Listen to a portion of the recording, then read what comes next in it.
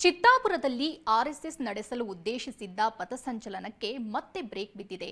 November 2ಕ್ಕೆ parade ನಡೆಯುತ್ತೆ ಎನ್ನಲಾಗಿತ್ತು. ಮತ್ತೊಂದು ಕಡೆ ಶಾಂತಿ ಸಭೆಗೆ ಹೈಕೋರ್ಟ್ ಸೂಚನೆ ನೀಡಿದೆ.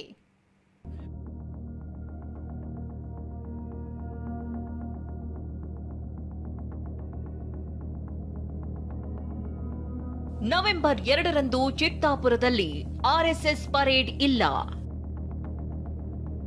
ಮತ್ತೊಂದು ಶಾಂತಿ ಸಭೆ ನಡೆಸಲು ಹೈಕೋರ್ಟ್ ಸೂಚನೆ.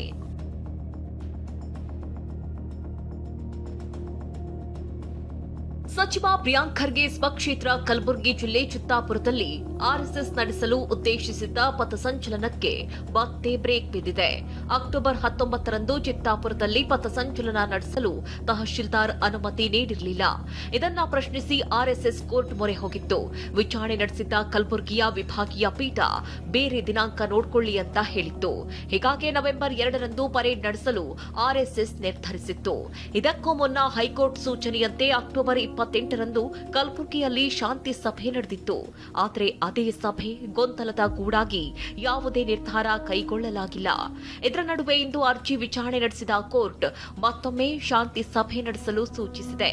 ಅಷ್ಟಕ್ಕೂ ಕೋರ್ಟ್ನಲ್ಲಿ ಆಗಿದ್ದೇನು ಅನ್ನೋದನ್ನೇ ತೋರಿಸ್ತೀವಿ ನೋಡಿ. ಶಾಂತಿ ಸಭೆಗೆ ರಿಟ್ ಅರ್ಜಿದಾರರೇ ಹಾಜರಾಗಿರಲಿಲ್ಲ. ವಿವಾದವನ್ನು ಶೀಘ್ರ ಮುಗಿಸಲು ಅರ್ಜಿದಾರರೇ ಸಹಕರಿಸುತ್ತಿಲ್ಲ. ಬೇರೆ ವ್ಯಕ್ತಿಗಳು ಹಾಜರಾಗಿದ್ದರು. ಶಾಂತಿ ಸಭೆಯ ನೋಟಿಸ್ ಜಾರಿಯಾದರೂ ಅರ್ಜಿದಾರರು ಹಾಜರಾಗಲಿಲ್ಲ. ಅರ್ಜಿದಾರರ ಮನೆಯಲ್ಲಿ ಸಾವು ಸಂಭವಿಸಿದ್ದರಿಂದ ಅವರು ಬಂದಿರಲಿಲ್ಲ. ಅರ್ಜಿದಾರರು ಅಥವಾ ಅವರ ವಕೀಲರು ಸಭೆಗೆ ಹಾಜರಾಗಬಹುದಿತ್ತು. ಯಾರಿಗೆ ವಿಚಾರಣೆ ಗೊತ್ತಿರುತ್ತದೋ ಅವರೇ ಶಾಂತಿ ಸಭೆಗೆ ಹಾಜರಾಗಬೇಕಿತ್ತು. ನಾವು ಹೇಳಿದ್ದಕ್ಕೂ ಒಂದು ಕಾರಣವಿರುತ್ತದೆ ಎಂದು ತಿಳಿಯಬೇಕಿತ್ತು. ರಿಟ್ ಅರ್ಜಿದಾರರು ಶಾಂತಿ ಸಭೆಗೆ ಹೋಗದ್ದಕ್ಕೆ ಸಕಾರಣವಿತ್ತು. ಅರ್ಜಿದಾರರ ಪರ ವಕೀಲರಿಗೆ ಆಹ್ವಾನವಿರಲಿಲ್ಲ. ಮತ್ತೊಂದು ಸಭೆ ನಡೆಸಿದರೆ ಹಾಜರಾಗುತ್ತೇವೆ. ನವೆಂಬರ್ 5ರಂದು ಬೆಂಗಳೂರಿನಲ್ಲಿ ಸಭೆ ನಡೆಸಲು ಸಿದ್ಧ. ಸಮಸ್ಯೆ ಬಗೆಹರಿಸುವುದಷ್ಟೇ ನಮ್ಮ ಉದ್ದೇಶ. ಇಂತಹ ಘಟನೆಯಾದಾಗ ಪರಿಹಾರ ಹೇಗಿರಬೇಕೆಂಬುದಕ್ಕೆ ಇದು ಮಾರ್ಗಸೂಚಿಯಾಗಬೇಕು.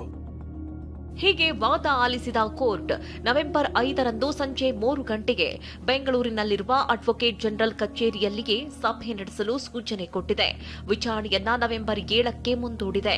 ನವೆಂಬರ್ 5ರಂದು ಬೆಂಗಳೂರಲ್ಲಿ ನಡೆಯೋ ಶಾಂತಿ ಸಭೆ ಮಹತ್ವ ಪಡೆದುಕೊಂಡಿದ್ದು, ಚಿತ್ತಾಪುರದ ಆರ್ಎಸ್ಎಸ್ ಪಥ ಸಂಚಲನ ಭವಿಷ್ಯ ನವೆಂಬರ್ 7ರಂದೇ ಹೈಕೋರ್ಟ್ನಲ್ಲಿ ನಿರ್ಧಾರವಾಗಲಿದೆ.